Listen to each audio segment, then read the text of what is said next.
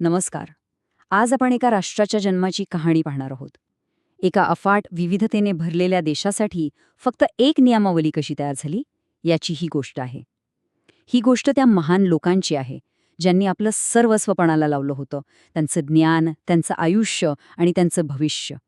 हो, ही कहाणी आहे भारताच्या संविधानाच्या खऱ्या शिल्पकारांची. जरा विचार करून बघा, आपण बोलतोय 1946-47च्या काळाबद्दल.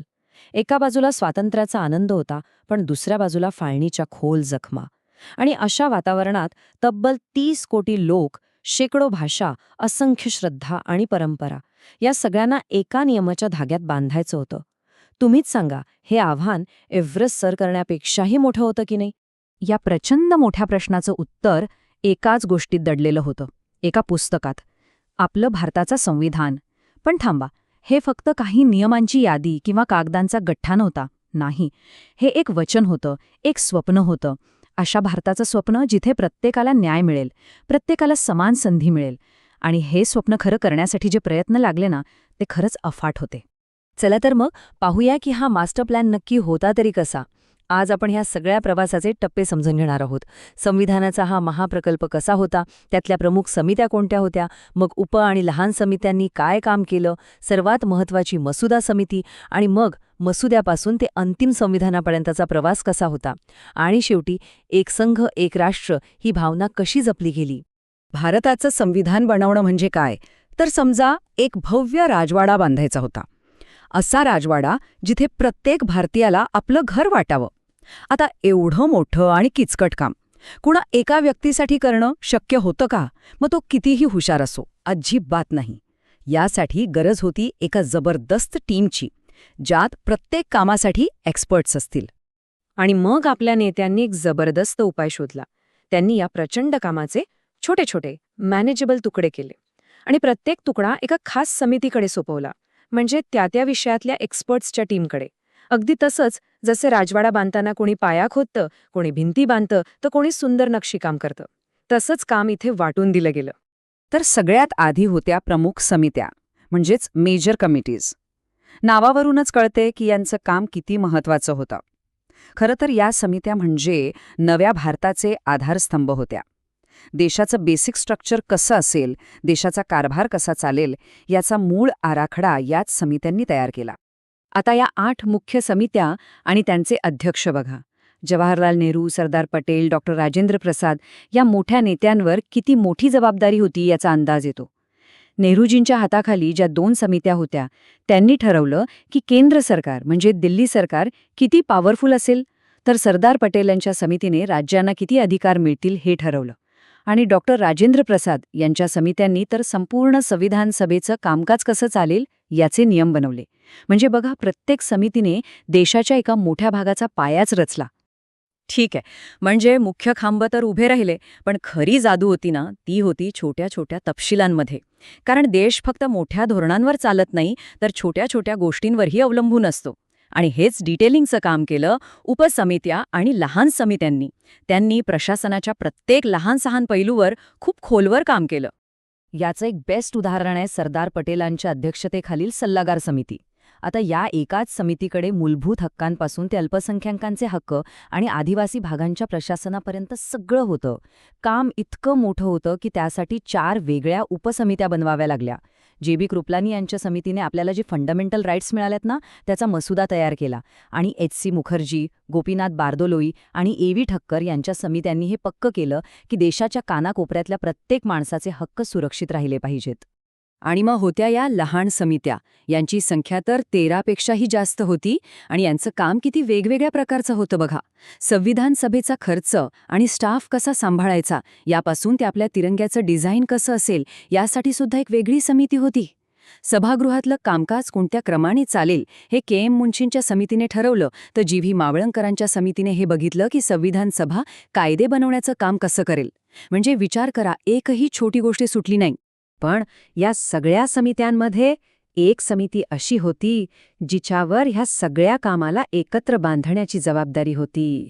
एक अशी टीम जी या संपूर्ण महायज्ञाचं केंद्र होती.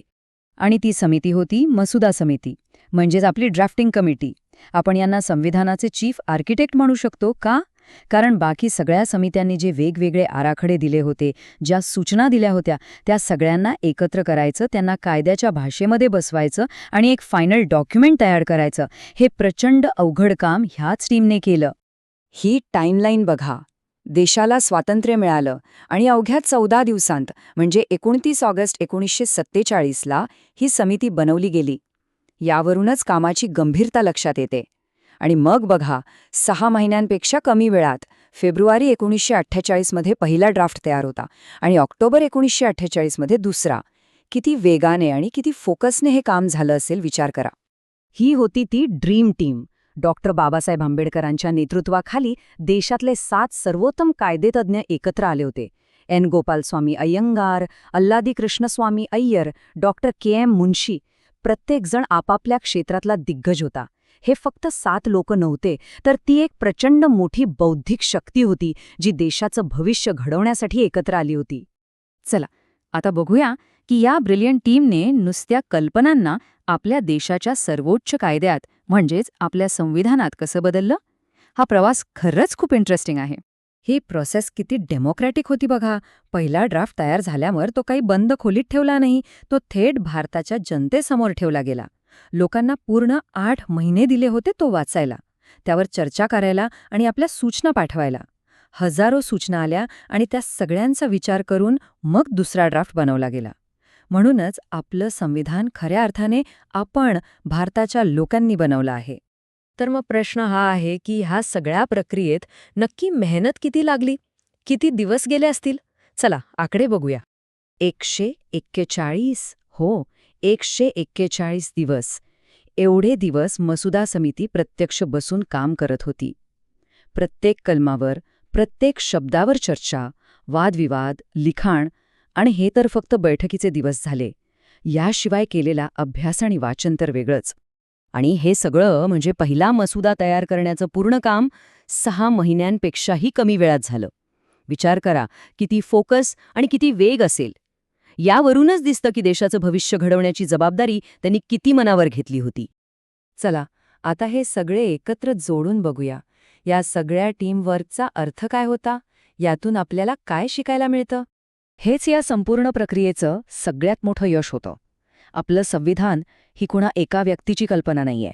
कारण बघा, एका व्यक्तीचा विचार मर्यादित असू शकतो, पण जेव्हा अनेक जण एकत्र येतात तेव्हा एक मजबूत आणि सगळ्यांना सोबत घेऊन चालणारा पाया तयार होतो. इथे तेच झालं. वेगवेगळ्या विचारांचे, वेगवेगळ्या प्रांतांचे लोक एकत्र आले आणि त्यांनी मिळून देशाचा विचार केला. हा चार्ट पाहिला की लगेच लक्षात येतं, हे काही एका दोघांचं काम नव्हतं. प्रमुख समित्या, मसुदा समिती, उपसमित्या, लहान समित्या सगळ्यांनी मिळून हे काम केलं. प्रत्येकाचा वाटा होता. हे अगदी ऑर्केस्ट्रासारखं होतं, जिथे प्रत्येक वादक महत्वाचा असतो. हे होतं खरं टीमवर्क. आणि म्हणूनच एक गोष्ट आपण नेहमी लक्षात ठेवली पाहिजे, आपलं संविधान ही कुणा एका व्यक्तीने दिलेली भेट नाहीये, तर ती एका टीमने, एका संघाने, आपल्या पूर्वजांनी आपल्याला दिलेली सर्वात मोठी, सर्वात अनमोल देणगी आहे. तर आपण पाहिलं, मोठ्या समित्यांनी पाया रचला, लहान समित्यांनी प्रत्येक गोष्ट तपासली आणि मसुदा समितीने या सगळ्याला अंतिम रूप दिलं. जाता जाता फक्त एक प्रश्न, आजच्या काळातल्या मोठमोठ्या प्रोजेक्ट्सना, मग ते सरकारी असोत की प्रायव्हेट, 1947च्या या टीमवर्कच्या मॉडेलमधून काय शिकता येईल यावर नक्की विचार करा.